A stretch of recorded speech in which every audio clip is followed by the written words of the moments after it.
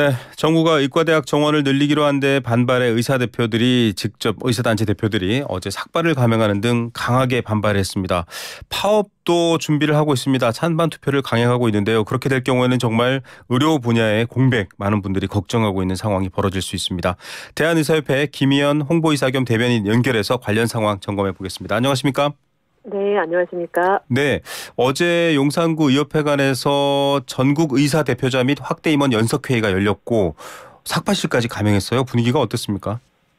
네, 분위기가 굉장히 진지하고 좀 무거웠는데요. 사실 이제 의대 정원 문제와 관련해서 복지부와 의료계가 계속 논의를 하고 있었는데, 의료계 입장에서는 복지부에서 갑자기 일방적으로 수요조사를 하시겠다고 하고, 네. 수요조사의 대상도 사실은 이제 의과대학이라고 하는 굉장히 좀 현실적으로 왜곡 가능성이 있는 정원에 대해서 대학 본부에다가 이제 수요 조사를 하신 거거든요. 그래서 네네. 그 결과도 사실 저희가 현안협의체를 계속 하고 있었는데도 불구하고 기습적으로 갑자기 발표를 하셨어요. 네. 결과 자체가 아시다시피 너무 좀 충격적으로 좀 이렇게 과장된 숫자로 나왔기 때문에 네. 그 부분과 관련해서 저희가 사회적으로 좀 성숙한 논의를 하기 어려운 상황이 아니냐, 이런 문제의식들이 많았습니다. 성숙한 논의를 하기 어렵다. 즉 대화로 안 되겠다 이렇게 생각하신 건가요? 대화를 계속하고 이제 소통을 계속하려고 하고 있는데요. 정부에서 너무 일방적으로 어떤 계획에 따라서 정해진 로드맵에 따라서 2, 3주마다 한 번씩 경과 발표를 해야 되는 상황이 되어 있는 것 아닌가 하는 그런 목소리가 나올 정도로 네. 좀 현장에 그런 문제 의식들이 반영이 안 되고 있는 것 같다. 네. 이런 내용들이었고요. 이게 뭐 단순히 어떤 개업해 있는 의사들뿐만 아니라 대학에 계시는 의과대학 교수님들, 네. 또 이제 의사의 어떤 그 자격을 평가하는 국시와 관련된 의학교 평가원의 이제 그 선생님들께서도 오셔서 이런 식으로 의대 증원이 되면 교육적으로도 문제가 너무 크다. 네. 이런 부분들을 말씀해 주셨습니다. 자, 전국 40개 의과대학을 상대로 보건복지부 정부가 수요 조사를 했는데 이게 좀 과장되고 편파적이다라고 판단하는 사례 같은 것들도 좀 얘기를 해줘야 될 것 같은데요. 네.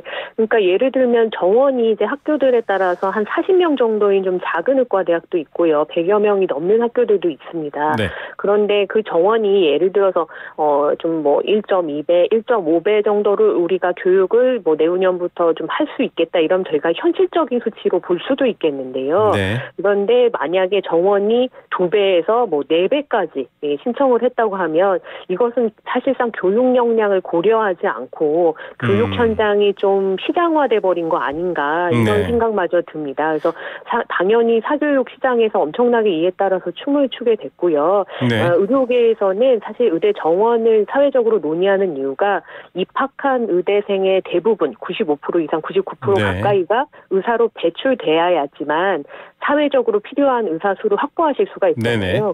그러다 보니까 과정으로서의 의과대학의 질이 굉장히 중요합니다. 그래서 네. 국제적으로도 의과대학의 질이 떨어지면은 폐교를 한다든지 아니면 교육평가를 엄격하게 해서 학교의 어떤 역량을 좀 이렇게 그 자리 잡게 만드는 그런 대상이 되어 있는데요. 실제로 한국에서도 서남의대가 폐교한 그런 이제 역사가 있고요. 그래서 그런 식으로 의과대학 교육의 질이 배출되는 의사의 질이 될 수밖에 없고, 그것이 이제 국민분들이 누리시게 되는 의료의 질이 될 수밖에 없거든요. 네. 그래서 의료계가 굉장히 걱정을 하고 있습니다. 예.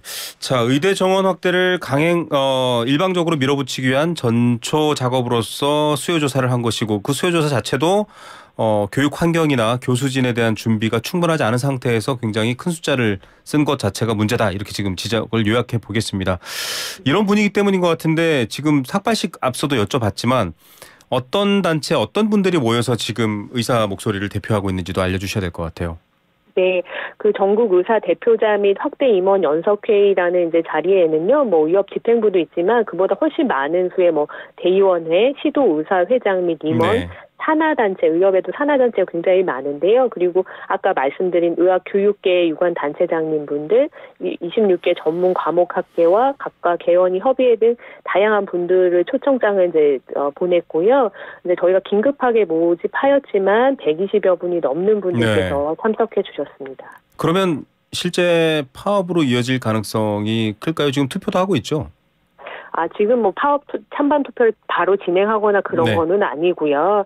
일단 이런 식으로 의대 정원이 합리적이거나 이성적으로 진행되지 못하는 분위기로 계속적으로 좀 몰아붙여진다고 하면 그런 것까지 고려를 해야 되지 않겠냐, 계획을 해야 되는 거 아니냐, 네. 예, 이런 위기의식이 굉장히 많으셨고요.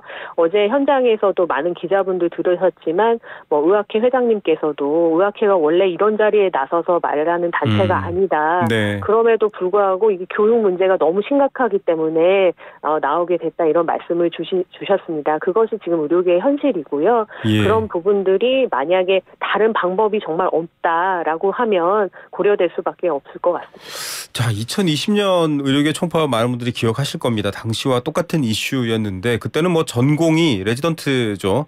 그다음에 인턴들까지 동참했기 때문에 현장에서 정말 많은 혼란이 있긴 했습니다. 이번에도 전공의나 의대생들도 뭐 의협 차원에서 조사를 하셨나요? 참여할 건가요? 어떻게 보십니까?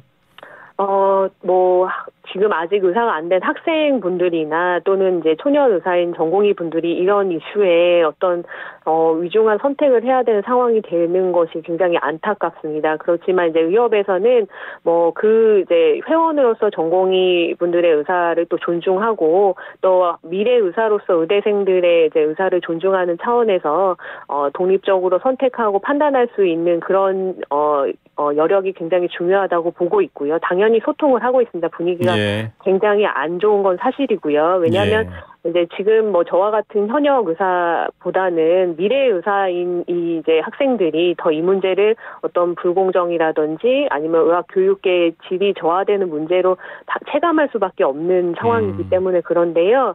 그런 부분들을 좀 다 반영하게 되겠지만, 뭐 2020년에는 어떻게 보면은 코로나 와중에 우발적으로 그런 이슈가 정치적으로 던져져서 굉장히 혼란이 심했고, 의료계 내부적으로도 국민분들이 겪은 불편만큼 또 의료계 내부적으로도 이 본업에 집중하지 못하는 현실이 너무 좀 안타까운 그런 상황이 되었었는데요.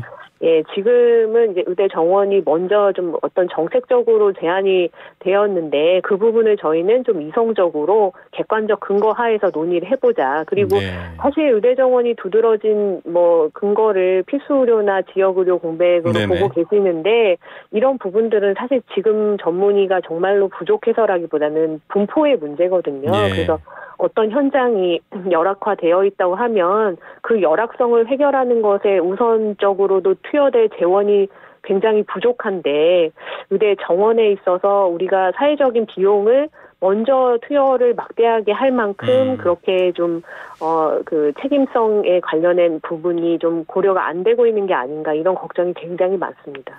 그러니까 의사 숫자가 지금 부족한 게 아니라 지금도 특정 과나 혹은 뭐 의사들이 선호하는 쪽으로 더 몰려있기 때문에 그러지 않은 쪽을 보장하자는 건 결국은 수가 인상이라던가 현실적으로 병원을 운영하고 유지할 수 있는 상황을 만들어달라 이런 얘기신 건가요?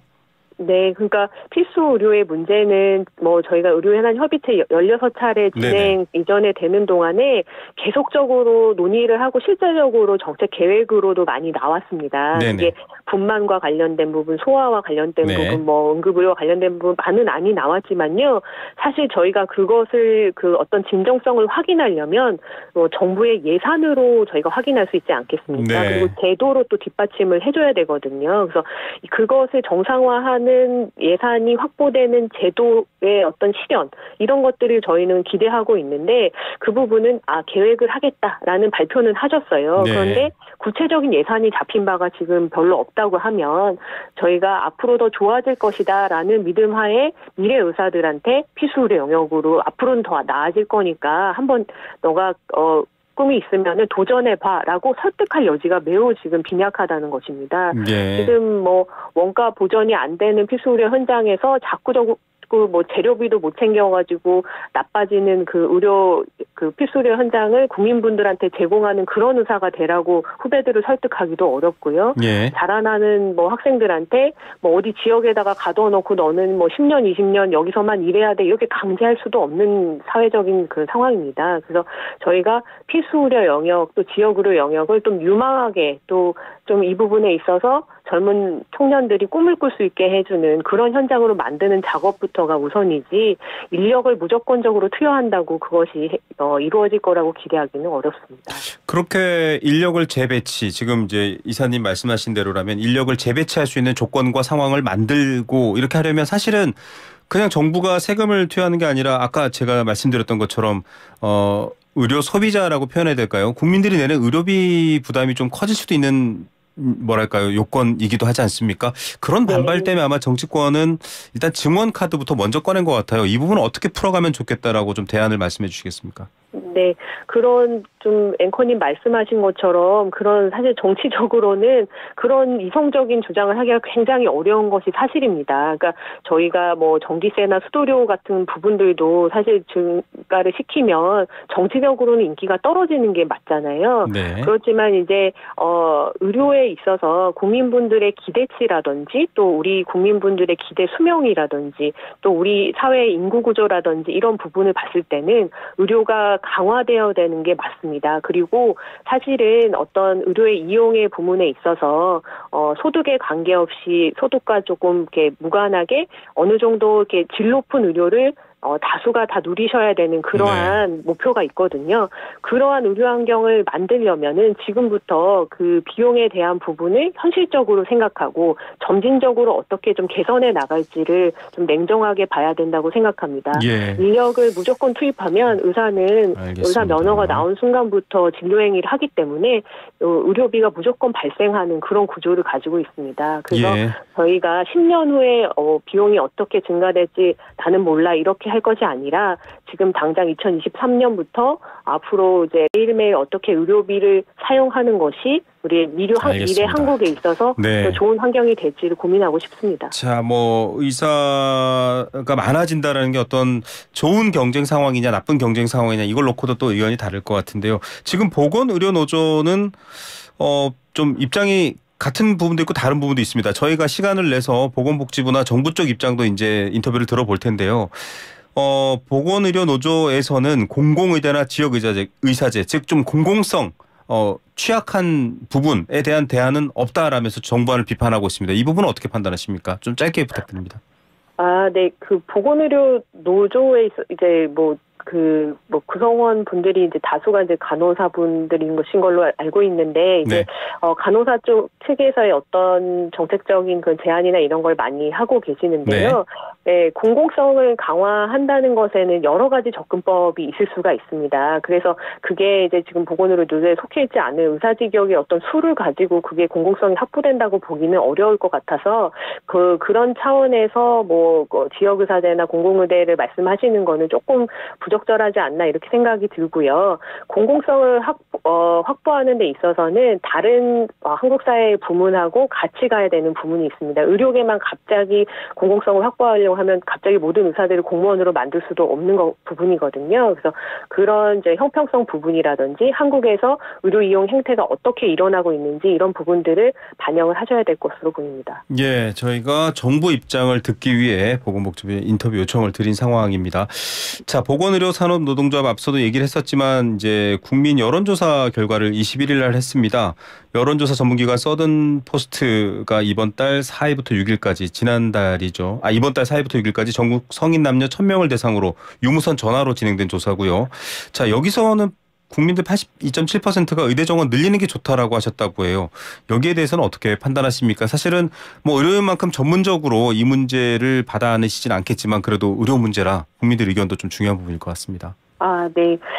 일견 생각하면 의사가 많아진다고 해서 뭐가 나빠 이렇게 국민분들이 당연하게 생각하실 것 같아요. 근데 이제 이게 저희가 이번에 이 확대 연석 회의를 하면서도 문제 제기를 했던 부분이 이게 여론몰이가 되어 있다는 부분입니다. 앞서서 이제 앵커님 지적하신 것처럼 이게 필수 의료와 관련된 원가를 수복하기 위한 어떤 의료비의 그 정상화는 전체 의료비 지출에 있어서 증가될 수 있는 그런 가능성을 내포하고 있기 때문에 정치적으로 굉장히 힘든 주장이 됩니다. 그렇기 때문에 정치권에서 더 쉽게 선택할 수 있는 전략이 의사를 늘리면 뭔가 좋아질 거야 또는 그렇게 하면 하면은 뭐 지금 의대 입학이라고 하는 게 사교육적인 측면에서 굉장히 상품화가 되어 있으니까 그러다 보니까 뭔가 주변에서 내 친인척 중에 의사가 되면 좋지 않아? 이런 기대감을 막연하게 좀 가지게 하거든요.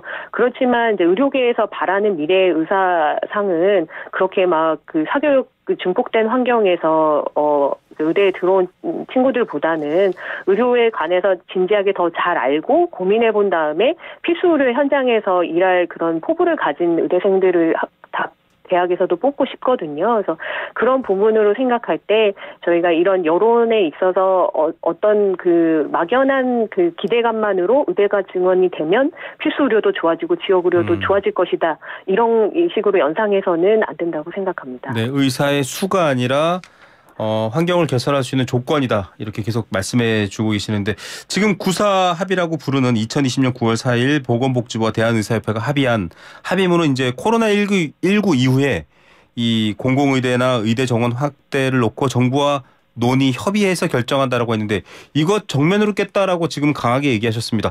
이게 그러면 지금 복지부와 대화가 되고 있는 상황인가 좀 국민들은 걱정도 있을 텐데 어떻습니까?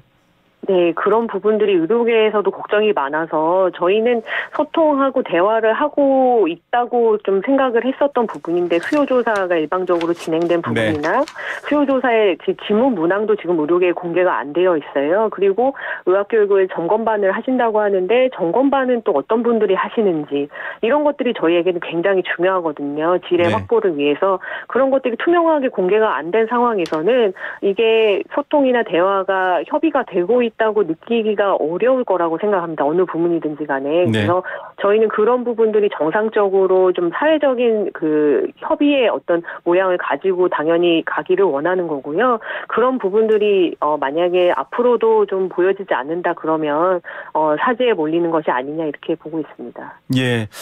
끝으로 짧게 한마디만 여쭤보겠습니다. 그러면 의대 정원 확대 자체를 원천적으로 반대하시는 건가요? 협의를 통해서 조금 중간에 합의된 안을 찾을 수 있다라고 보는 건가요? 그 말씀으로 정리 부탁드립니다. 네, 의료계는 필수의료의 공백 문제나 지역의료의 문제나 이런 부분들의 정답이 의대 증원이라고 보고 있지 않습니다. 그럼에도 불구하고 정부에서 어떤 근거하에 의사의 수의 증원이 필요하다고 주장을 하신다면은 그것에 관한 객관적으로 공인될 수 있는 근거를 이제 요청드리는 거고요. 그런 주제 논의는 언제든지 항상 열려 있습니다. 예, 총파업 투표 일정은 아까 말씀하셨지만 혹시 이번 주 중에는 논의가 될 수 있나요? 이번 주 중에 저희가 현안 협의체 예정도 앞두고 있는데요. 그런 진행 상황에 따라서 보게 될 것 같습니다. 네, 알겠습니다. 오늘 말씀 여기까지 듣겠습니다. 감사합니다. 감사합니다. 네, 김희연 대한의사협회 대변인이었습니다.